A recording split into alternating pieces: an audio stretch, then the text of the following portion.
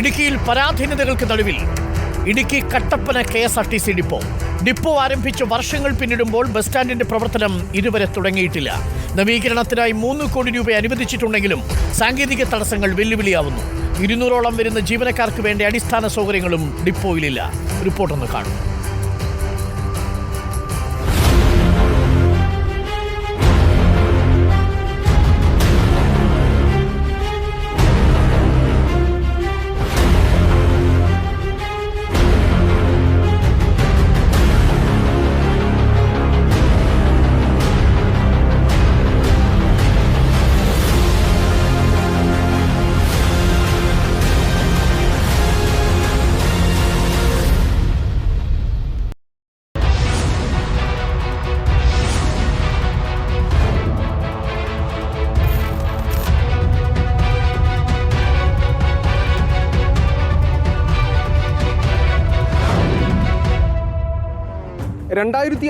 Kattappana KSRTC depot ആരംഭിക്കുന്നത്. അന്നു മുതൽ ഇന്നുവരെ ഒരു യാത്രക്കാരനും ഇവിടെ നിന്നും ബസ്സിൽ കയറി യാത്ര ചെയ്യാൻ കഴിഞ്ഞിട്ടില്ല.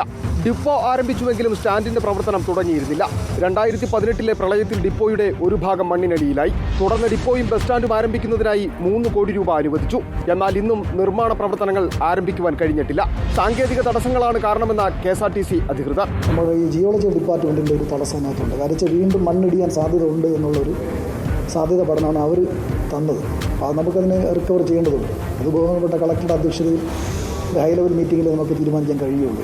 ഇതിന്റെയെല്ലാം ദുരിതമനുഭവിക്കുന്നത് യാത്രക്കാരാണ്. ദീർഘദൂര യാത്രകൾക്കടക്കം ഡിപ്പോയിലെത്തി സീറ്റ് ബുക്ക് ചെയ്തതിനു ശേഷം ബസ്സിൽ കയറണമെങ്കിൽ 1.5 കിലോമീറ്ററിലധികം യാത്ര ചെയ്ത കട്ടപ്പനയിലെ സ്വകാര്യ ബസ് സ്റ്റാൻഡിലെത്തണം. യാത്രക്കാർക്ക് യാതൊരു വിധമായിട്ടുള്ള സേവനം ഇവിടെ നിന്ന് ലഭിക്കുന്നില്ല. അതുതന്നെയല്ല, കൃത്യമായ സമയങ്ങളിൽ വാഹനങ്ങൾ ലഭിക്കുന്നില്ല. നിരവധി വാഹനങ്ങളുണ്ട്. പിന്നെ പ്രൈവറ്റ് ബസ്സിൻ്റെ പുറകിലും മുന്നിലുമായിട്ട് നിരവധി വാഹനങ്ങളുണ്ട്. പക്ഷേ ജനങ്ങൾക്ക്, യാത്രക്കാർക്ക് കൃത്യമായ രീതിയിൽ വാഹനങ്ങൾ കിട്ടുന്നില്ല എന്നുള്ള ഒരു ദുരന്തമായ സാഹചര്യം നിലവിൽ ഡിപ്പോയിൽ നിൽക്കുന്നുണ്ട്.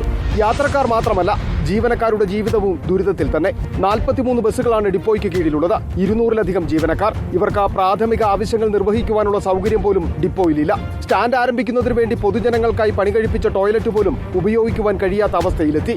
താമസ സൗകര്യവും ഇല്ലാത്തതിനാൽ ജീവനക്കാരെല്ലാം വൻ തുക മുടക്കിയാണ് വൈകുന്നേരങ്ങളിൽ അന്തിയുറങ്ങുന്നത്.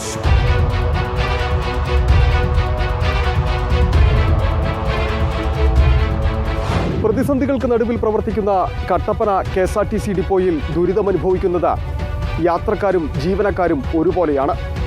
സർക്കാർ ഇടപെടലുണ്ടായില്ലെങ്കിൽ ഒരു കരകയറ്റവും ഉണ്ടാകില്ല. വീഡിയോ ജേർണലിസ്റ്റ് ജിതിൻ ജോസഫിനൊപ്പം reporter Sandeep Rajakkad, in reporter, Idukki.